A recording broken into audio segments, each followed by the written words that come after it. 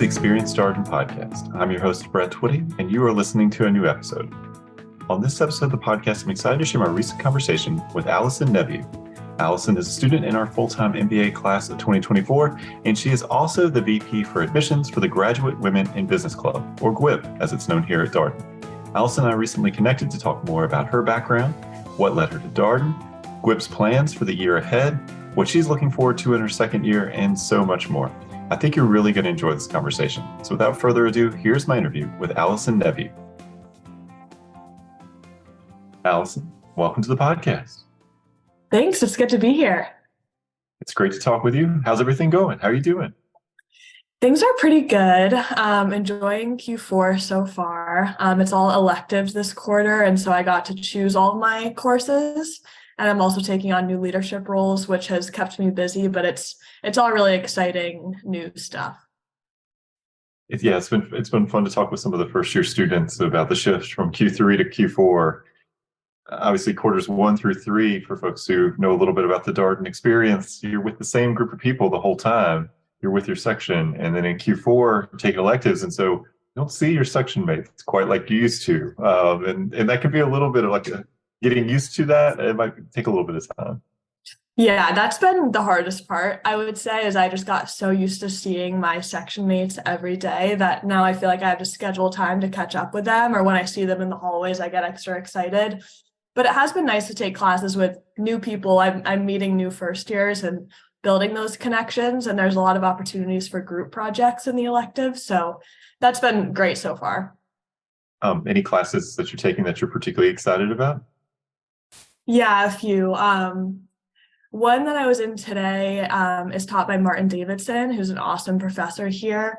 It's called, it's Leadership, Diversity, and Leveraging Difference. We call it LDLD for short. And it's just kind of breaking down what people typically think of when they hear diversity or DEI, and giving us certain frameworks and certain tools to bring into the workplace and kind of have tougher conversations. And it's just been a really, really awesome class so far. That's great. All right. Well, let's get right into the conversation. We got a lot of ground to cover. So tell us a little bit more about you. Who are you and what's your background? What did you do before Darden? Yeah, so I grew up in Southern California, a town called Thousand Oaks. And then I played soccer growing up. So I played college soccer at Amherst College, which is in Western Massachusetts. It's a small liberal arts college, Division III. Absolutely loved it there. I was an economics major and Spanish double major. And I went into something called transfer pricing, which is at PwC in Boston. And transfer pricing is essentially helping multinational corporations with their intercompany transactions. So we did some reports that they could have on hand for the tax authorities. We did some consulting, some forward-looking work for them.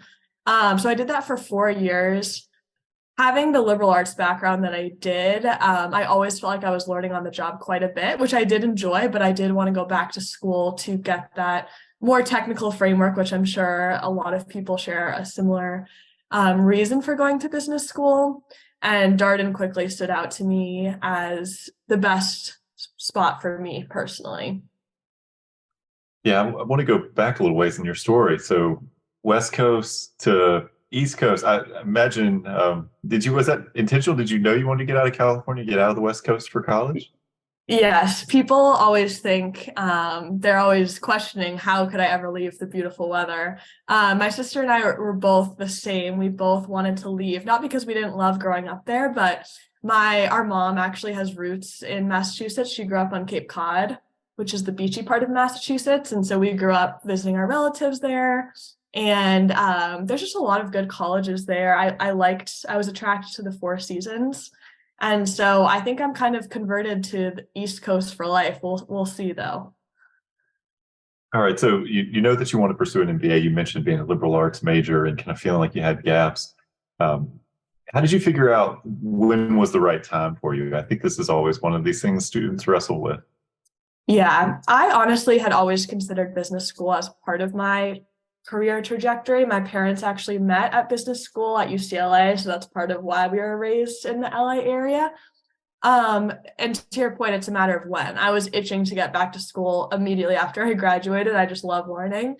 And so I really wanted to make sure that when I did arrive at business school, that it kind of meant more to me in the sense that I kind of built up my expertise in the work that I did do, and that I was managing people. So getting to that point where I was managing people 2 or 3 years my junior, and then when I go into leading organizations classes or management classes, I actually had real world experience that I would get more out of the learning. Like I think of some of my classmates who have 7, 8 years of work experience, and they just have so much to offer to the classroom discussion. So I knew that I wanted to stay long enough in my role to develop myself and bring more to the classroom, and then ultimately learn more through my MBA. How did you learn about Darden? Um, Good question. I mean, I was thinking about lots of different business schools, and kind of giving myself time to reflect. I was, COVID times 2020, I was like, I was itching to go back to business school someday. And so I really wanted to go to a school where it was sort of outside of a city, where a community could be built and fostered in a really inclusive way.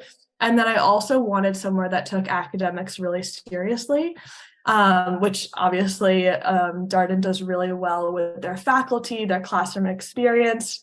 And the case method too stood out to me as a differentiator. My educational experience at Amherst College was very discussion based, and I was surprised at how much I learned from my classmates, sometimes even more so than the professor. And so I knew that the case method would kind of mirror that style of learning that I loved so much. And so with time, it became clear to me that Darden was the best fit for me. Yeah, I've really enjoyed talking with students on the podcast about what led them to Darden.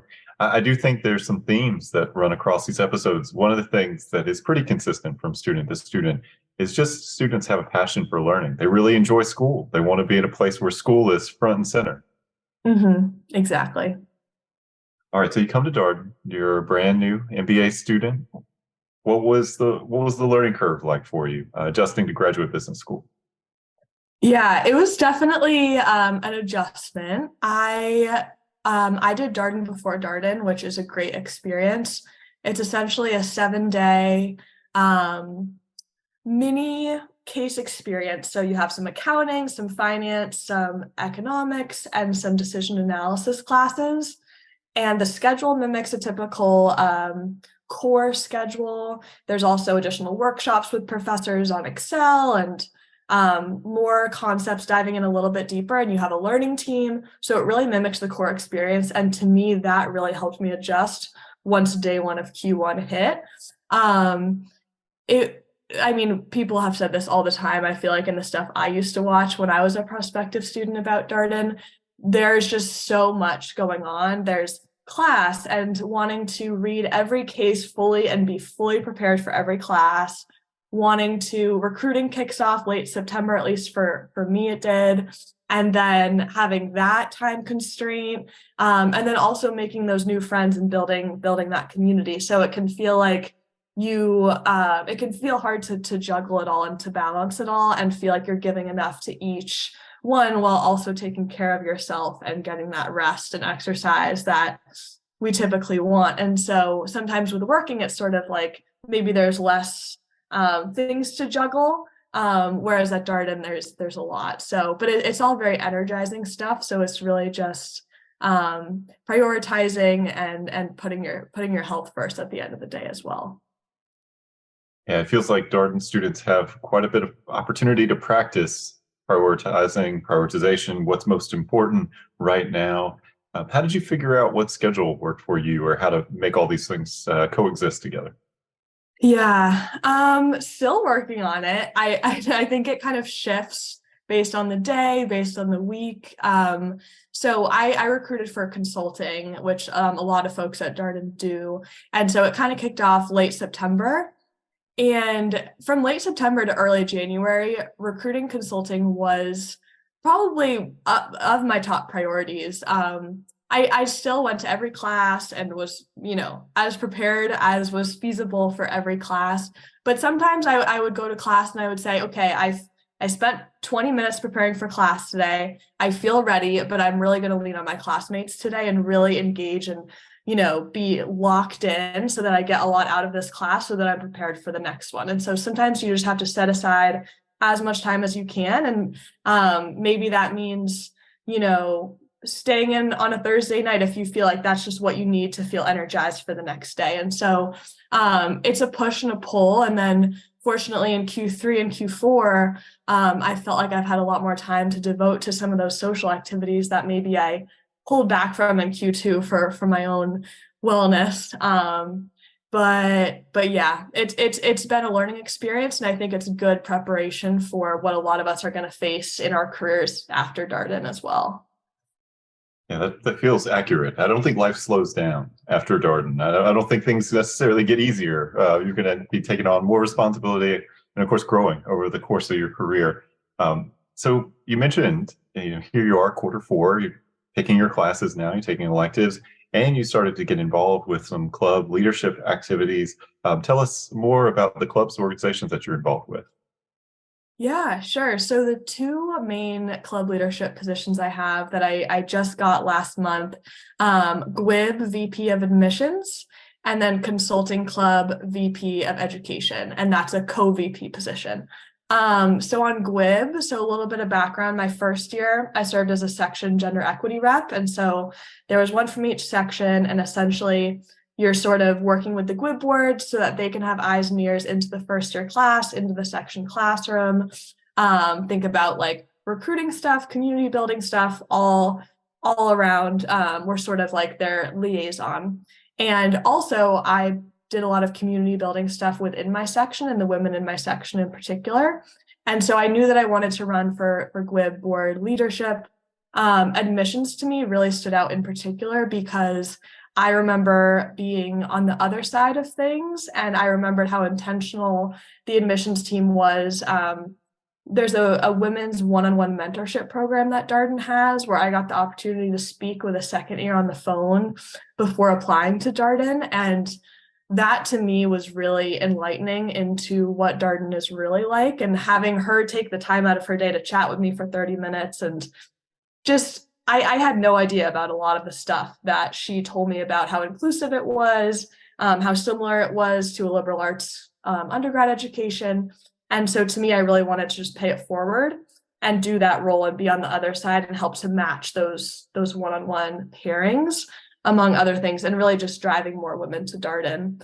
And then on the consulting club board side, I really enjoyed learning how to do the case interview, which is a big component in the interview process.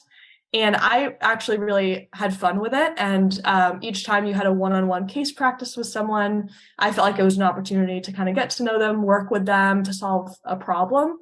And so I, think I can do a good job, hopefully, teaching the incoming first years how to better case interview and build some of that curriculum with Sid, who's my co-VP. So those are my two main leadership roles. I think I'll be busy, but both of them really speak to me. That's great. I guess you had a limited amount of time. So if you're going to take something on, it better be something that's personally important to you. Yes. Well, tell us just a little bit more about GWIB, Graduate Women in Business Club. We talked about it here on the podcast, but for some of our listeners, this may be a new club. So tell us more about GWIB. Yeah, so GWIB stands for the Graduate Women in Business, and I have their mission statement here, is that GWIB empowers women and our allies to fully express themselves by creating inclusive spaces and experiences. And it goes on, but essentially around community building, building gender equity, and relationships with the alumni network. And so essentially it's just a club for self-identifying women who for a chance to kind of cover everything from academics to recruiting to community building. So kind of the three main pillars we always talk about at Darden, but just recognizing that business school is historically a male-dominated environment. So really just giving women the space to gather, build community, build bonds. There's a GWIB conference, so that's a chance to network with women alumni, which was awesome. So yeah, it's an awesome club, and just really excited going into next year and meeting the first year women. Yeah, I was curious I know it's early. I mean, you just found out that you were going to be VP of admissions. What are you thinking about goals for next year? I'm sure the board has already started to have some conversations. So early plans that you can share here on the podcast? Yep. Yeah. So we're really proud of what the second year, the outgoing board did to support us. So we want to continue a lot of the mentorship programs and community programs that they started. But in terms of things we want to do more, we want to build more community among the first year women, like across sections, and really have more programming around that. There's also a lot of educational opportunities in the works, working with professors. We just had Women in Business Week at the end of March, and one of the workshops was negotiations for women. And so one of our negotiations professors, she led a workshop specifically around challenges that women may face when negotiating. So just things like that. We're really looking to continue and then maybe add more based on feedback we're getting. For myself in the admissions role, I'd like to do more partnership with other affinity groups. So BBSA, PAD, HAND, sort of other identity-based affinity groups here at Darden to really think about intersectionality as we try to drive more diverse folks into the doors here at Darden. So super excited about that. I know I'll be working with the admissions folks over the summer and into the fall. So like I said, excited to continue the great work that was done last year and just push it forward. And that's one of the great things about student leadership at the University of Virginia is student governance, right? Students are leading these organizations, really setting the tone for these organizations. So every board brings its own sort of spirit, accomplishes something that adds on to what the previous board did. So it's always fun to see what the organizations accomplish when a new board comes along. So what are you looking forward to in the months ahead? Yeah, definitely looking forward to my DWC the most, I would say. So that stands for Darden Worldwide course, and they're offered during spring break, during fall break. I think those are the main time periods. So I'm going to Japan for my DWC, and it's essentially like a week-long course in that country. There's some preparatory work involved, learning about the country, its culture and its history. So that's been enjoyable so far. And then when we're in the country, we're going to get to do company visits. We're going to get to explore a few different cities. So I know we spend a lot of time in Tokyo and then a little bit of time in Kyoto at the end. And then we're extending the trip a little bit. There's a few different groups going to different places, but I'm in a group going to the Philippines. One of my good friends from Section A, she's from the Philippines, and she's taking a group of us to visit Manila, her hometown, and then we're going to the beaches together. So it'll be most of May, I'll just be in Asia, which I've never been to before. So I'm nervous for the long flight, but super excited for the food, the culture, and just all the learning that's going to take place, as well as getting to know my classmates on this DWC even better. So you're going to go from the US to Japan, and then from Japan to the Philippines? Is that how this will work? Yes. Wow, what a trip. Yeah, it's going to be, and I'm going to try to do it all out of a carry-on. So wish me luck. Wow, that's even probably another level of difficulty. You sort of think about this like figure skating or something, like the adding multiple flights, of course, just one piece of luggage. That's something. That's very impressive. Thank you. We'll see. Anything else that as you look towards second year that you're excited about? Yeah, I mean, so after all those travels, I'm going to be in Boston for the summer, where I was before, and that's where my parents are based now as well. And so I'll be interning at Bain & Company in the Boston office. So super excited to sort of go back into the working world a little bit. Have a 5-day work week. That'll be an adjustment. But I'm just excited to meet new people from different business schools and learn a lot and kind of get to apply what I've been learning in the classroom. And then going into second year, really be able to take classes that reflect the work I want to do after Darden, and then also just deeper learning. So I know that there's like reading seminars and just really unique classes offered in the second year where I can really get my liberal arts energy out. And really just mentorship, honestly, with the first year. So I'm applying to be a second year coach, hopefully going to be a GWIB mentor. So I really want to work with the first years as much as I can to kind of pass on some of the knowledge that I've gained and just get to know them as well. For listeners who are less familiar with second year coaches, tell us a little bit about what that program is. Yeah, so second year coach, essentially it matches a first year with a second year, often by industry, not always. So if you preference, hey, I'm really interested in consulting and general management, usually you'll get a second year coach assigned to you that maybe interned in that field.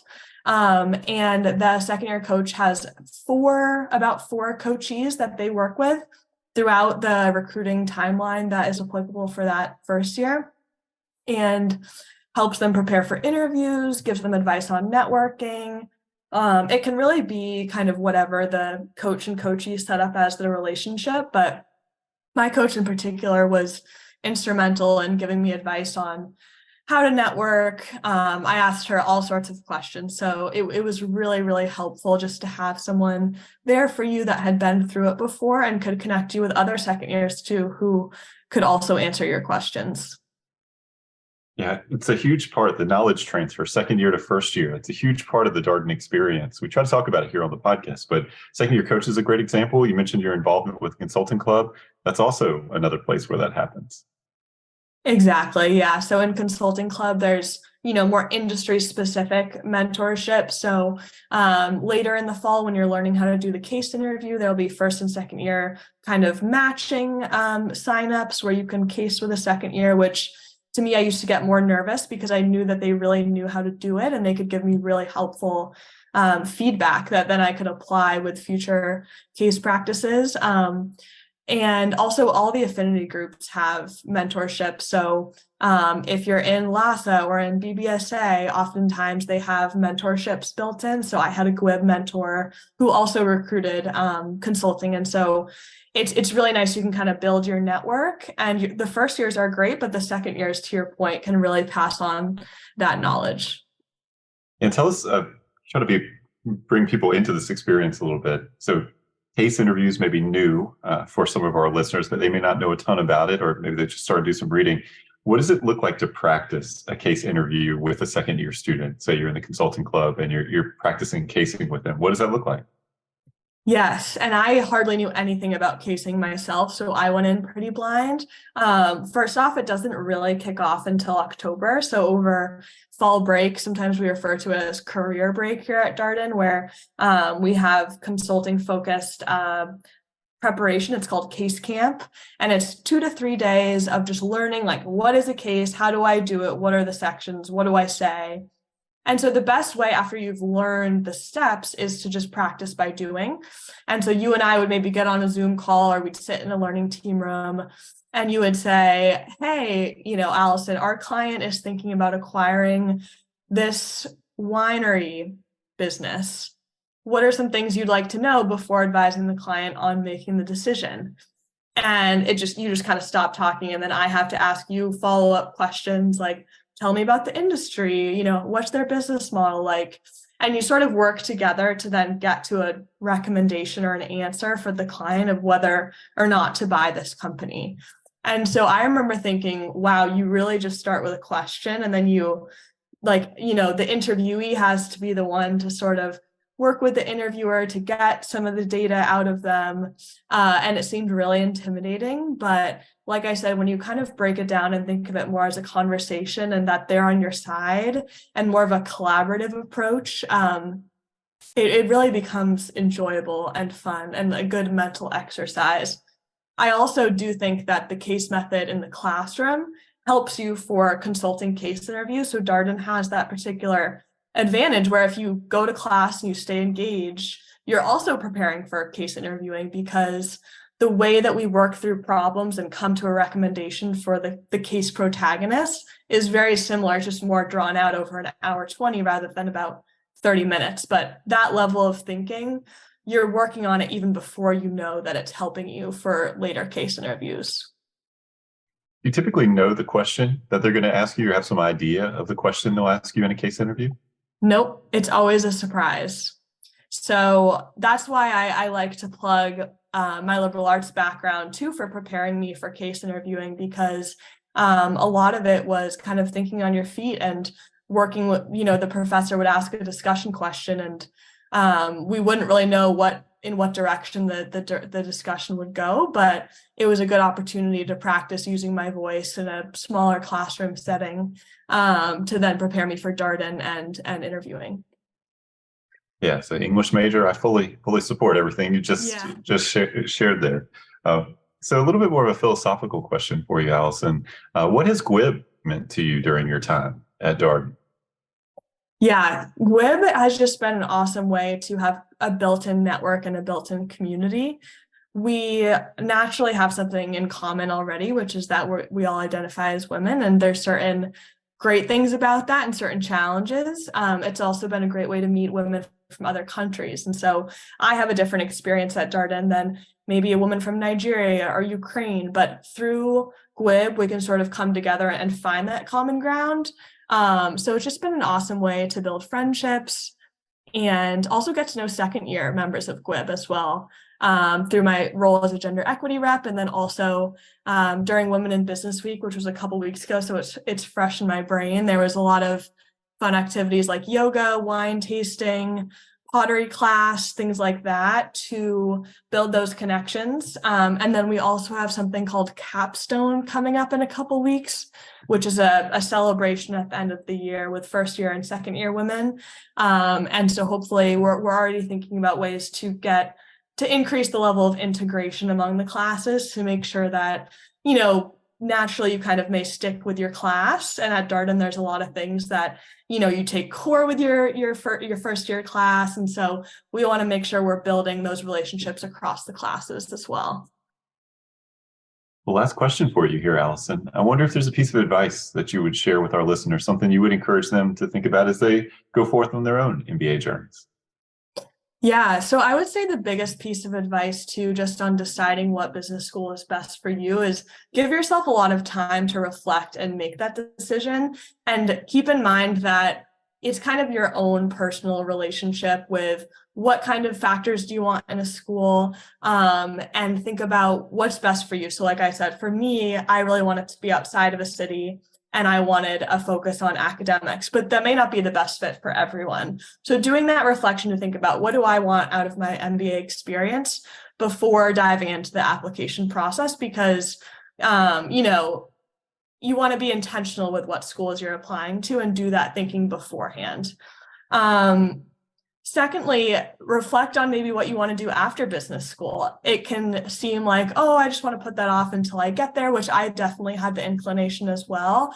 But it was helpful to have done some reflection over what type of work I thought would energize me, which compared to what type of work I knew I didn't want to do. And so then going into Darden and showing up on day one, I could be a little bit more targeted with my recruiting approach, and then not have to do that on top of all the other things going on. So those would be the two biggest pieces of advice I would give to prospective students.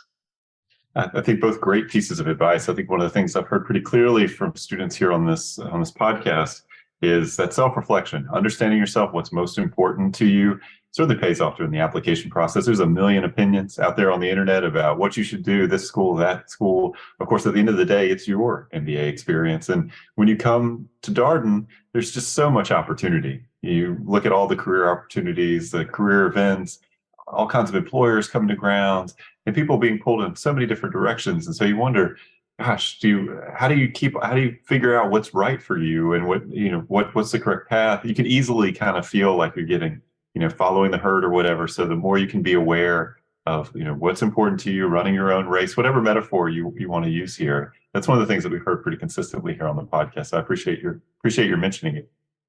Well, Alison, it's so nice having you here, and good luck to the GWIB board in the year ahead. And gosh, I am totally envious of your trip to Japan and the Philippines. That sounds incredible. Thank you. I'm really looking forward to everything that's ahead, and I appreciate you taking the time as well.